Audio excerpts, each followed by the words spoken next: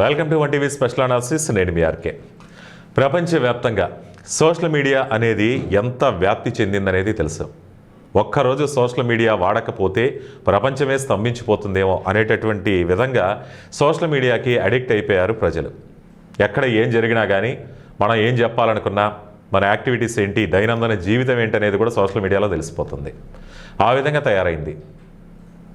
ఒక మాటలో చెప్పాలంటే ఇది ఒక పెద్ద వేదిక అయిపోయింది ఒక మనిషి జీవితానికి. ఇది సెల్ ఫోన్ యుగం. దీనికి తోడు మొబైల్ నెట్వర్క్ కంపెనీలు కూడా అపరిమిత డేటా ప్యాక్లు ఇచ్చేసాయి. ఇంతకుముందంటే ఒక 2 GB వాడాలంటేనే దాదాపు 200 ఖర్చు పెట్టాల్సి వచ్చేది. ఇప్పుడు అటువంటి పరిస్థితి లేదు.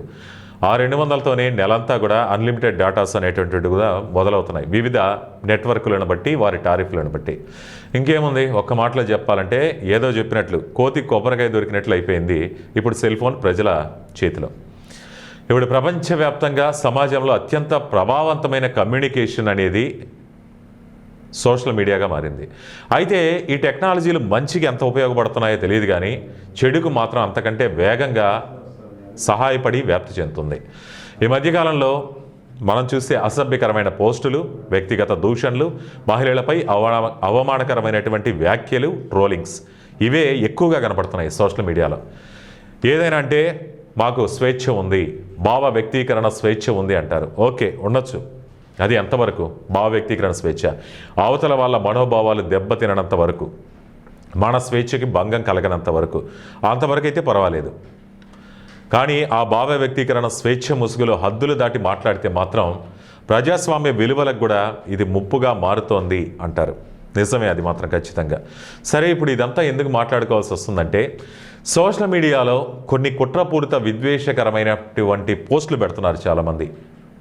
ఇటువంటి వాటిపై కఠినంగా వ్యవహరించాలి అంటూ రాష్ట్ర విద్య, ఐటీ, ఎలక్ట్రానిక్స్ శాఖల మంత్రి అయినటువంటి నారా లోకేష్ స్పష్టం చేశారు. ఎందుకు లోకేష్ని ఖచ్చితంగా మనం అభినందించాల్సిందే. ఇటువంటిది ఏదో ఒకటి చేయకపోతే మాత్రం అడ్డుకట్ట అనేది పడదు. మనం చూసిన పరిణామాలు ఇవన్నీ కూడా విచ్చలవిడిగా మారే అవకాశాలు కూడా ఉంటాయి. ఇదే విషయాన్ని నిన్న మంత్రి నారా లోకేష్ సచివాలయంలో మంత్రుల బృందంతో సమావేశమై చర్చించారు. ఇందులో సోషల్ మీడియా అనేది ఒక జవాబుదారీ తనం ఉండాలి, పౌరుల రక్షణను బలోపేతం చేయటం అనే అంశంపై కూడా చర్చించారు. వీటిలో IT act 2000, safe harbour, blocking powers, IT rules 2021, compliance and traceability, DPDP act 2023, data protection framework, judicial safe guards, fresh speech and privacy మొదలైనటువంటి ఈ అంశాలన్నిటిపై కూడా చర్చ జరిపి ఒక నిర్ణయానికి రావడం జరిగింది. సరే, లోకేష్ అసలు ఏం చెప్తున్నారు? ఈ మధ్యకాలంలో సోషల్ మీడియా ముసుగులో భావ వ్యక్తీకరణ స్వేచ్ఛ అంటూ రకరకాల పోస్టులు వెలుస్తున్నాయి, విమర్శలు. ముఖ్యంగా రాజకీయ నాయకులపై అయితే విమర్శలు అన్నవి ఉన్నవి లేనివి టెక్నాలజీ ఉపయోగించి వాడేస్తున్నారు. ఈ మధ్యకాలంలో చూసాం రాజకీయ నాయకులపై ఆర్టిఫిషియల్ ఇంటెలిజెన్స్ అనే టెక్నాలజీని ఉపయోగించి ఎటువంటి పోస్టులు పెడుతున్నారనేది. ప్రభుత్వ నిర్ణయాలపై సద్విమర్శలు అయితే స్వాగతిస్తాం, కానీ ఉద్దేశపూర్వకంగా లేనివి ఉన్నట్లు చూపిస్తూ విద్వేషపూరిత వ్యాఖ్యలు చేస్తే మాత్రం సహించము. ఆధారిత డీప్ ఫేక్ అసభ్య కంటెంట్ అనేది వస్తుంది, దీన్ని ఖచ్చితంగా అరికట్టాలంటున్నారు.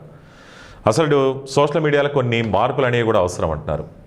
నిర్ణీత వయస్సు అంటే నిర్ణీత వయసు ఆధారిత సోషల్ మీడియాకు వచ్చేలా కొన్ని నిబంధనలు రూపొందించాలన్నారు. ఇక మహిళలపై అయితే అవమానకరమైనవి కానీ అసభ్యకరమైనటువంటి పోస్టులు పెట్టే వారిపై, అలాగే ఆ పోస్టులపై కూడా ఖచ్చితంగా నిఘా పెట్టాలి అంటున్నారు. ప్రజల యొక్క ఇష్టాలు అడ్డుకోవడం అనేది మా ఉద్దేశం కాదు. At the same time freedom of speech అంటున్నారు, భావ వ్యక్తీకరణ స్వేచ్ఛ. దీన్ని ఆర్గనైజ్డ్గా దురుద్దేశపూర్వకంగా పోస్టులు పెడుతున్నారు. దీనికి మాత్రమే మేము వ్యతిరేకం. దీన్ని ఎట్టి పరిస్థితుల్లో కూడా సహించేది లేదు. నిజమే, స్వేచ్ఛ పేరుతో స్వేచ్ఛ ముసుగులో అవతల వారి మనోభావాల్ని కానీ, వారిని రెచ్చగొట్టేలా కానీ పెట్టేటటువంటి పోస్టులు, చేసేటటువంటి వ్యాఖ్యలపై ఖచ్చితంగా ఇటువంటిది ఏదో ఒకటి తీసుకోవాలి, చర్యలు తీసుకోవాలి. ఒకవేళ మీరేదన్నా నిరసన వ్యక్తం చేయాలన్నా కానీ ప్రతిపక్షాలు ధర్నా చౌక్ లాంటి ప్రదేశాలు ఉన్నాయి, అక్కడ కావాలంటే చేసుకోండి, దానికి ప్రభుత్వం అవకాశం ఉంది. అంతేగాని తిరిగి వాళ్ళ మీద ఇటువంటి అసభ్యకరమైనటువంటి పోస్టులు పెట్టినా, అసభ్యకరమైన వ్యాఖ్యలు చేసినా కానీ సహించాం. గతంలో జ్యుడిషియరీతో పాటు కొంతమందిని టార్గెట్ చేసి అసభ్య పోస్టులు పెట్టారు, న్యాయ వ్యవస్థను కూడా వదలలేదు. అది చాలా దురదృష్టకరం. మరొక అంశం, విదేశాల్లో ఉండే అభ్యంతరకర పోస్టులు పెడుతున్నారు. వాళ్ళపై ఈ మధ్యకాలంలో చూసాం, విదేశాల్లో ఉంటూ మమ్మల్ని ఎవరిని పట్టుకోలేరు, మా మీద నిఘా ఉండదు, మమ్మల్ని ఏం చేసుకోలేరు అంటూ విచ్చలవిడిగా పెడుతున్నారు. అటువంటివి కూడా ఈ మధ్యకాలంలో వైరల్ అయినాయి.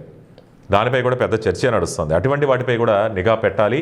సంబంధిత విదేశీ దేశాలపై కూడా వాళ్ళతో సంప్రదింపులు జరిపి కూడా వాటిపై పోస్టులు పెట్టే వాళ్ళకి గుర్తించి తమ దేశానికి అప్పగించి వాళ్ళపై చర్యలు తీసేలాగా, లేదా ఆ దేశాల్లో కూడా చర్యలు తీసుకునేలాగా ఒక చర్య అనేది తీసుకోవాల్సిన అవసరం ఉంది. దీనికోసం లీగల్ ఫ్రేమ్ వర్క్ కూడా ఏర్పాటు చేయాలని అభిప్రాయపడ్డారు. ఇక కొందరైతే ఉద్దేశపూర్వకంగా వివాదాస్పద వ్యాఖ్యలు చేస్తున్నారు. అంటే కొంతమంది మాట్లాడుతూ అత్యుత్సాహంతో కొన్ని మాట్లాడేస్తుంటారు. అలా కాకుండా ఉద్దేశపూర్వకంగా కూడా కొన్ని వ్యాఖ్యలు చేస్తున్నారు. వాళ్ళపై కూడా నిఘా ఉంచాలి. ఇతర రాష్ట్రాలు, ఇతర దేశాల్లో అమలు చేస్తున్నాయి కొన్ని చట్టాలు, చాలా కట్టుదిట్టంగా ఉంటాయి. అటువంటివి కూడా మన దేశంలో చేసే విధంగా ఆ చట్టాలని అధ్యయనం చేసి ప్రవేశపెట్టాల్సిన అవసరం ఉందంటూ ఒక ప్రతిపాదన అయితే చేశారు. ఆస్ట్రేలియా కానీ, EU కానీ, UKలో కానీ ఇండిపెండెంట్ రెగ్యులేషన్స్ అమలు చేస్తూ పెనాల్టీస్ విధిస్తున్నాయని చెప్పారు. కానీ ఒక్క పెనాల్టీతో మాత్రమే సరిపోకూడదు, దానికి మించినటువంటి శిక్షలు కూడా అమలు చేయాలి. కానీ హోంమంత్రి వంగలపూడి అనిత కూడా ఇదే విషయంపై మాట్లాడారు ఆ సమావేశంలో. సోషల్ మీడియా పోస్టులకు సంబంధించి కేసు నమోదు చేయాలన్నా, ఛార్జ్షీట్ పడాలన్నా కానీ సమయం పడుతుంది అంటున్నారు. కానీ ఇటువంటి విధానాల వల్లే ఇంకా రెచ్చిపోయే అవకాశాలు ఉన్నాయి. కాబట్టి హోంమంత్రి కూడా దీనిపై ఇంకొంచెం సమగ్రంగా అధ్యయనం చేయాలి. ఆన్ ది స్పాట్లో కూడా కేసులు పెట్టేటటువంటి వ్యవస్థ అయితే రావాలి. సైబర్ క్రైమ్ కెపాసిటీ బిల్డింగ్ చేయాల్సినటువంటి అవసరం ఉంది. నెల రోజుల్లో షార్ట్ షీట్ ఏర్పాటు చేసేలా చర్యలు చేపట్టాలి అనేటటువంటి విషయాలైతే వాళ్ళు తీసుకున్నారు. మొత్తంగా ఏదేమైనా కానీ ఇది ఒక మంచి పరిణామం అనే చెప్పాలి. అభిప్రాయాలను స్వేచ్ఛగా వ్యక్తపరుచుకునే అవకాశం ఇచ్చిన సోషల్ మీడియా నెట్వర్క్ అనేది కాలక్రమంలో అసభ్యకరమైన పోస్టులు, వ్యక్తిగత దూషణలు, మహిళలపై అవమానకర వ్యాఖ్యలు, ఇవే ట్రోలింగ్ ఈ సంస్కృతి వేదికగా మారుతుందనేది 100% నిజం. దీనిపై అడ్డుకట్ట వేయాలి. శిక్షలు కూడా కఠినంగా అమలు చేయాలి. భావ వ్యక్తీకరణ స్వేచ్ఛ అంటూ యథేచ్ఛగా హద్దులు మీరి కానీ మాట్లాడటం కానీ, వ్యాఖ్యలు చేయటం కానీ, పోస్టులు పెట్టడం కానీ చేస్తే ప్రజాస్వామ్య విలువలకైతే ఖచ్చితంగా ముప్పు ఉంటుంది. కాబట్టి దీనిపై ఖచ్చితమైన చట్టాలు తేవాలి. దీనికి సంబంధించి నారా లోకేష్ గారు తీసుకున్నటువంటి నిర్ణయాలు ఏవైతే ఉంటాయో అవి కార్యాచరణ ఎంత వీలైతే అంత తొందరగా రావాల్సిన అవసరం అయితే ఖచ్చితంగా ఉందంటున్నారు కూడా నిపుణులు. సో ఈ అంశంపై మీ అభిప్రాయాలు కామెంట్ రూపంలో తెలియజేయండి. చూస్తూనే ఉండండి 1TV స్పెషల్ అనాలిసిస్.